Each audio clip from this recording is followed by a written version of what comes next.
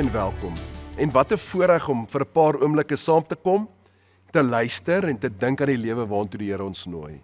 So kan ek jou nooi om net daar waar jy sit, bewus te raak van die Here wat by jou is.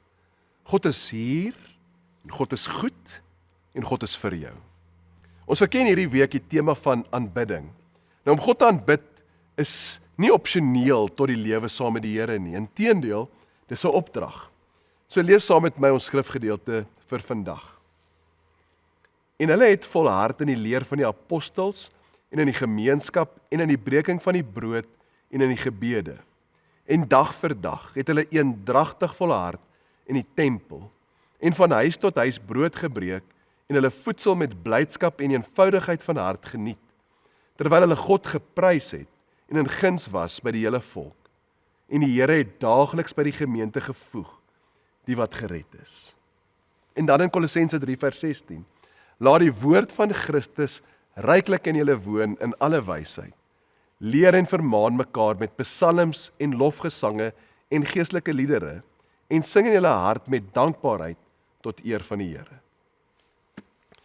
Nou die laaste gedeelte sê, laat die woord van Christus ryklik in julle woon. Nou die Griekse woord vir woon dra die idee van om 'n huishouding te maak of om 'n permanente adres te kry. Die woord wil dus nie net 'n besoeker in my hart wees nie, maar 'n inwoner. Dis 'n stem wat my gedagtes rig. So wanneer ons psalms en geestelike liedere sing, kry die woord plek in my hart en gedagtes. Melodie het 'n manier om teologie dieper te dra as net woorde. 'n Wysie kan verby my kritiese voorhoede glip. Dit plant haarself in my onderbewussyn en daar kan dit wortel skiet. Dis soos 'n kind wat voor bedtyd 'n slaapliedjie hoor. Nog voordat sy die woorde verstaan, kalmeer die melodie haar. Bring dit vir haar kalmte. Maak dit vir haar ruimte vir drome. Nou aanbidding doen dieselfde vir ons siel. Dit bring ons in kontak met die misterie van God se teenwoordigheid en werking in ons lewe. 'n Man het sy geloofsgelewe beskryf as vervelig en grys, en vir jare het hy min of meer presies geweet wat hy van God glo. 'n Stel definisies, 'n stel dinge om te doen of nie te doen nie. Maar hy vertel dat eendag in 'n klein kapel het hy onverwags ingeval by 'n Tesy-lied. En die woorde was eenvoudig, dit was herhalend. Die woorde was, waar daar liefde is, daar is God die Heer. En hy vertel hoe hierdie woorde het soos 'n sagte reën op die droë grond van sy hart geval. En hy het uit die kapel uit gestap en hy het gehuil, nie van verdriet nie, maar met 'n nuwe perspektief. Sy woordeskat het ander kleure bygekry, sy verbeelding is vergroot, van grys na kleur. En so leer aanbidding ons die taal van misterie. Nou ons is geneig om alles in ons lewe en in ons wêreld te reduseer tot dit wat ons kan verstaan, dit wat ons kan ontleed of dit wat ons kan verduidelik. Maar aanbidding maak die vensters van ons hart oop na die misterie van God. Dit help ons om saam met ons analitiese brein ook 'n poëtiese brein te kweek, 'n innerlike tuin waar die gees van God kan waai sonder dat ek dit uitpak of vir dit labels gee.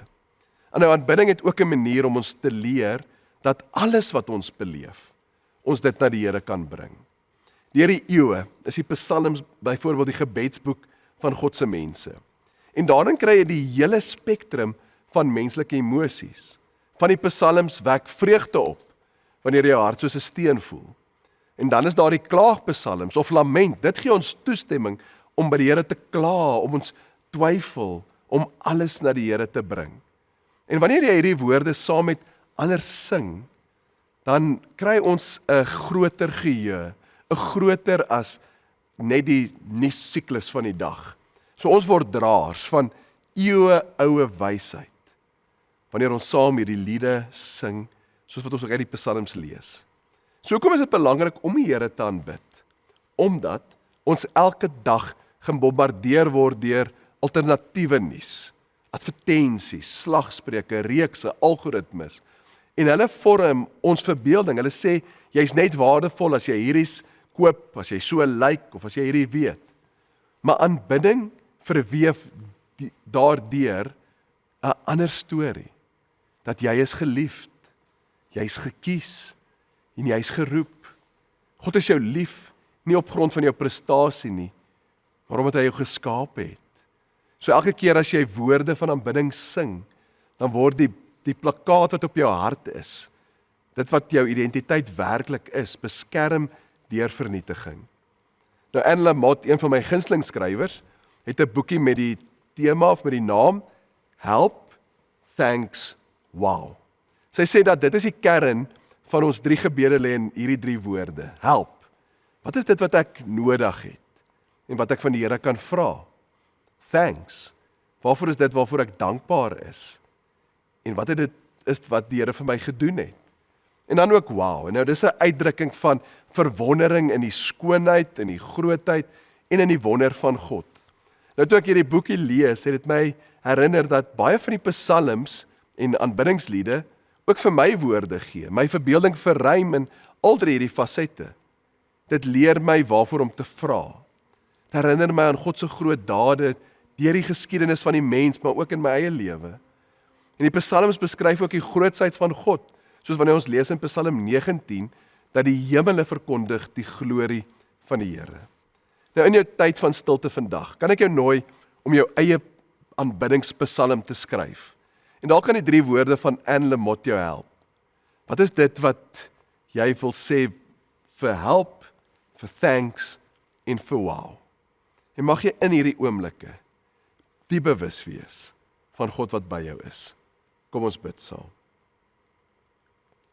Here, dankie dat ons in hierdie oomblikke na U toe kan draai en U wete dat U oë is altyd op ons gerig. En Here, dankie dat U belangstel in ons totale menswees, in ons oorwinnings, in ons drome, maar ook in ons twyfel en ons vrees. Here, help ons om dit alles na U toe te kan bring. En U wete dat U by magte is om ons harte nuut te maak. Ons bid dit in Jesus se naam. Amen.